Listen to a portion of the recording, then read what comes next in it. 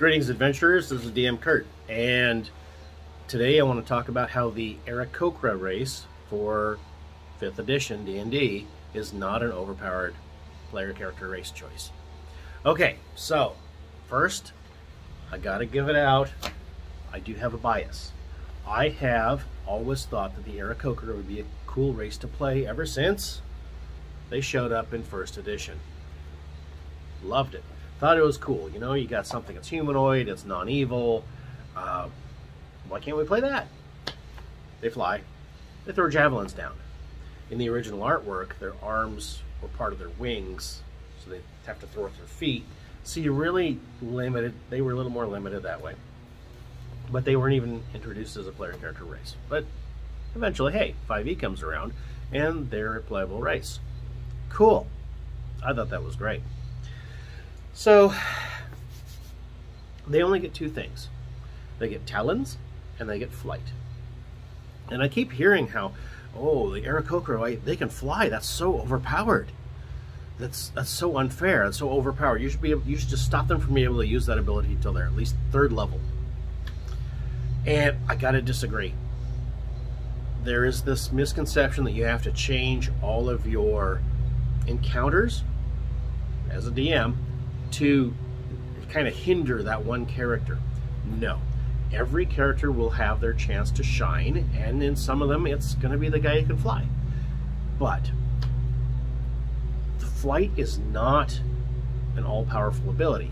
Yes, it is great for scouting, it's great for avoiding certain terrain effects, but it's only useful in places where you have enough room to do it. And in a lot of your encounters, it's not going to be that great.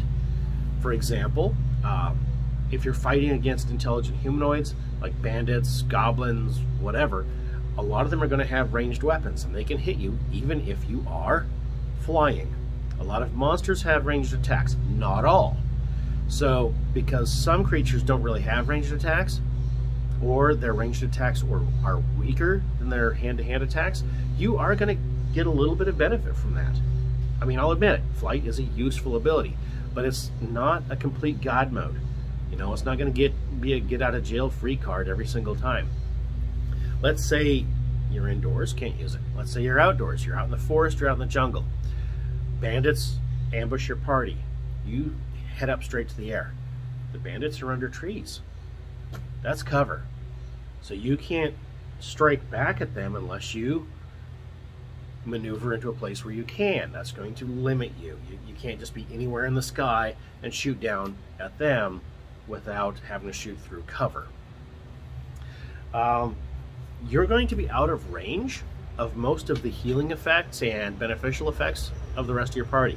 A lot of healing spells are touch-based. A lot of other spells and benefits are short range. The paladin party with his aura ability, you're going to be away from that. You're not going to get those benefits of your paladin. Certain spells, like Hold Person, that's going to really rough you up. Because if you're on the ground and you get held, you're just paralyzed for a round or 2. You're in the sky and you're held, you're hitting the ground hard. Now, I'm playing with a young dungeon master who has his own home rule. He based this on how birds sometimes fight each other. They will try to make the other one fall into the ground.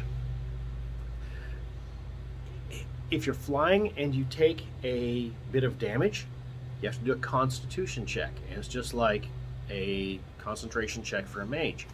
This is a home rule, but that's just something he does. If you take damage, you fall a distance. Hopefully you just lose a little altitude and continue on. The other thing that they get, besides the flight, is their talons. 1d4 damage. It's a free dagger. That's it. And it doesn't stack with martial arts damage from monks, which is more than the talon damage, and it's less damage than what certain fighters can do if they take one of the more recent 5e things where they added a new unarmed combat fighting style as one of the fighting styles choices for fighters. So the claws aren't really a big deal either.